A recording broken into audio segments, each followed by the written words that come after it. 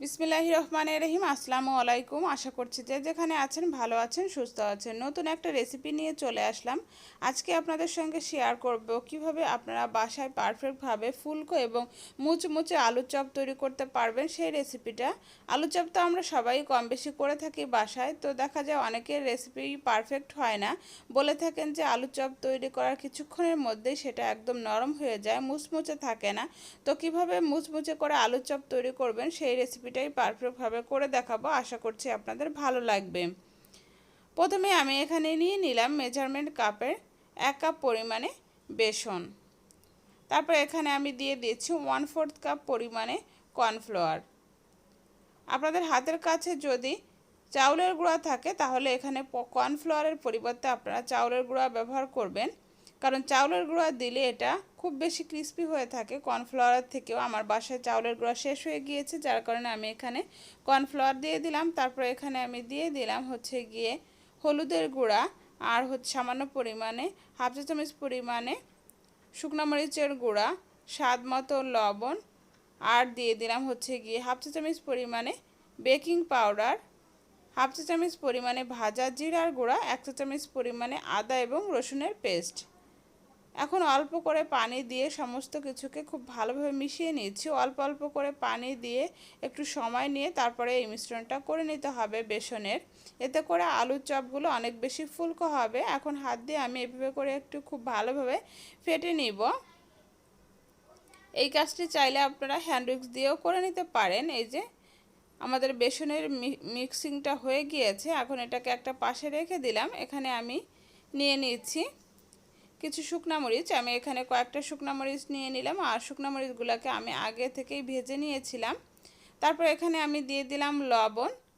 এখন খুব ভালোভাবে এভাবে হাত দিয়ে ডলে শুকনা মরিচটাকে আমি গুঁড়া করে নিব। এখানে নিয়েছি বেশ কিছুটা পেঁয়াজ কুচি।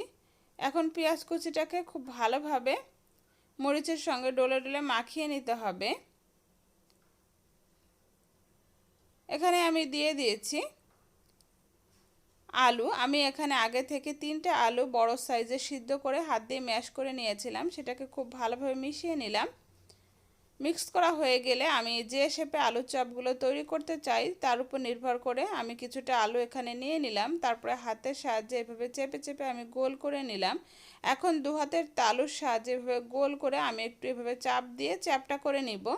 এভাবে আমি এই সাইজেই আলুর চপগুলো তৈরি করব। আপনারা আলুর চপের সাইজের পরিমাণটা কম বেশি করে আপনাদের পছন্দ মতো নিয়ে নিতে পারবেন। এভাবে করে সবগুলোই আমি প্রথমে রেডি করে নিব। এই যে এখানে আমি সবগুলো রেডি করে নিয়েছি। এখন আলুর চপগুলো ভাজার জন্য চুলায় চলে আসলাম। চুলায় একটা প্যান বসিয়ে দিয়েছি, আর তাতে বেশ কিছুটা তেল দিয়ে তেলটা গরম করে নিয়েছি। এখন এই বেসনের মিশ্রণের ভিতরে আমি আলুর টুকরাগুলো এভাবে করে দিয়ে দিব। তারপর এভাবে করে এপিট ওপিট বেসনে ডুবিয়ে এভাবে তেলে ছেড়ে দিব। এই যে এভাবে করে তেলে ছেড়ে দিতে হবে। আর এই পর্যায়ে চুলার আঁচটা আমি মিডিয়ামে রেখেছি। মিডিয়াম আঁচে এগুলাকে ভেজে নিতে হবে। প্যানে যে কয়টা দেওয়া সম্ভব হবে আমি এখানে প্রথমেই সেই কয়টা দিয়ে দিয়েছি। আমার এই রেসিপিটা আপনাদের যদি ভালো লেগে থাকে তাহলে আমার চ্যানেলটি সাবস্ক্রাইব করার অনুরোধ রইল, আর সেই সাথে পাশে আসা ছোট্ট বেল বাটনটি প্রেস করে রাখবেন পরবর্তী সব ভিডিওর আপডেট পাওয়ার জন্য। তাহলে আমি যখন নতুন কোনো ভিডিও আপলোড করব আপনাদের কাছে নোটিফিকেশন পৌঁছে যাবে। একটা পাশ যখন এরকম কিছুটা ভাজা হয়ে যাবে সেই পর্যায়ে উল্টে দিতে হবে। আর আলুর চপগুলো কত সুন্দর ফুলেছে দেখে নিশ্চয়ই বুঝতে পারছেন। একটু সময় নিয়ে তারপরে আলুর চপগুলো ভেজে নিতে হবে। আপনি যদি চুলার আঁচটা বাড়িয়ে দিয়ে আলুর চপগুলো ভেজে নেন তাহলে কিন্তু এগুলো ভাজার সময় কালার আসবে, ফুলে উঠবে, কিন্তু চুলা থেকে নামানোর সঙ্গে সঙ্গে এটা একদম নরম হয়ে যাবে। এভাবে করে উল্টে পাল্টে তারপরে আলুর চপগুলো একটু সময় নিয়ে ভেজে নিচ্ছি।